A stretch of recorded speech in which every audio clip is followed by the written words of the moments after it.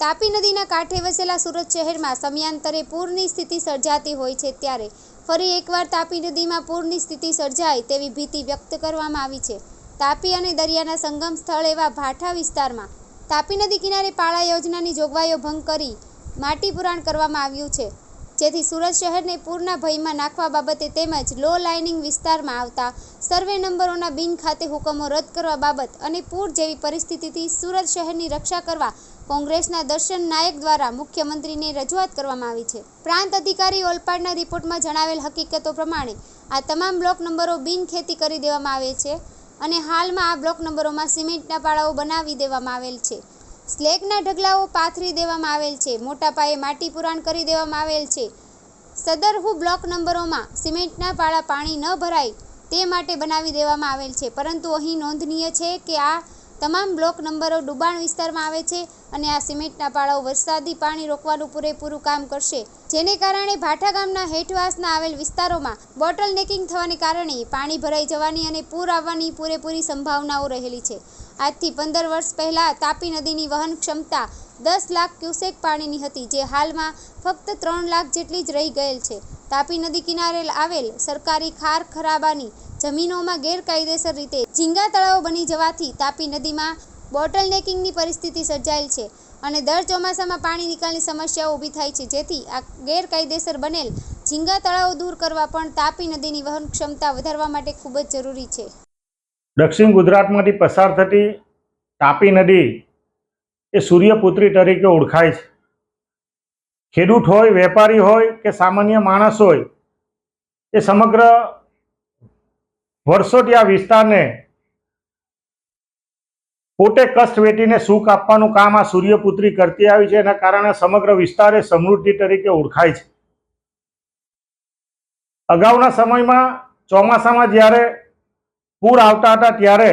ડેમમાંથી લાખો ક્યુસેસ પાણી છોડવામાં આવતું હતું અને એના અંતર્ગત આ પાણી સીધું તાપી નદીમાંથી દરિયામાં પસાર થતું હતું અને એની કેપેસિટી લગભગ 10 લાખ ક્યુસેસની હતી. સમયાંતરે કાંઠા વિસ્તારમાં સુરતની આજુબાજુમાં રહેતા લોકોએ અને ખાનગી જમીન ધારણ કરતા આજુબાજુમાંથી ભાઠા ભાટપોરની આસપાસ જે તાપી નદીનું સંગમ સ્થાન છે, જ્યાં સમુદ્રમાં પાણી ભેગું થાય છે, એ ભાઠા ભાટપોર વિસ્તારમાં લગભગ 300 વીઘા જેટલી જમીન એ ખાનગી જમીન અને 1200 થી 1500 વીઘા જેટલી બેટની જમીનો આવેલી છે.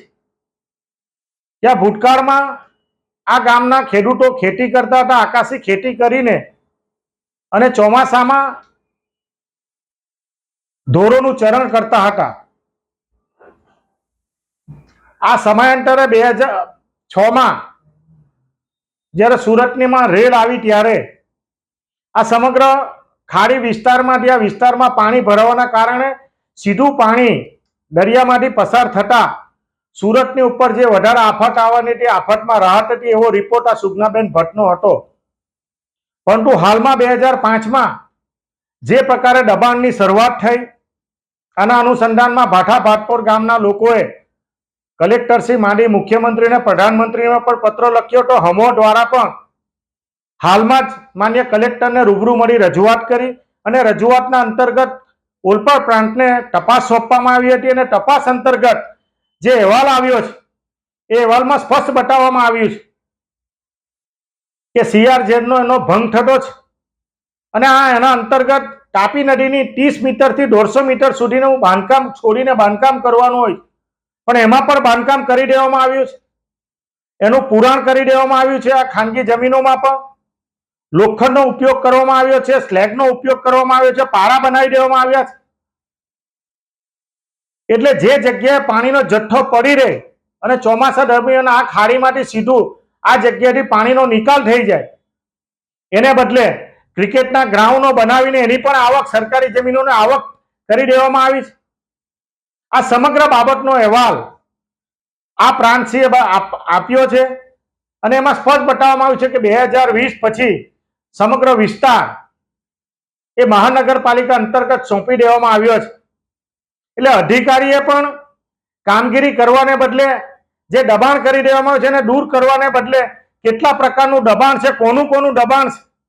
એ બતાવવાને બદલે સીધું મહાનગરપાલિકા પર જવાબદારી ઢોળવાનો પ્રયત્ન કર્યો છે અને કોઈ પણ સંજોગોમાં સુરત શહેરના લોકોના હિતમાં, ભાઠાભાઠ પરના લોકોના હિતમાં અને આવનારા દિવસોમાં કુદરતની કરે જે પ્રકારે ભૂતકાળમાં પણ પાણી છોડવાના બનાવ બન્યા હતા, વધુ વરસાદ પડવાના બનાવ બન્યા હતા, આ અંતર્ગત સુરત શહેર પર પૂર ન આવે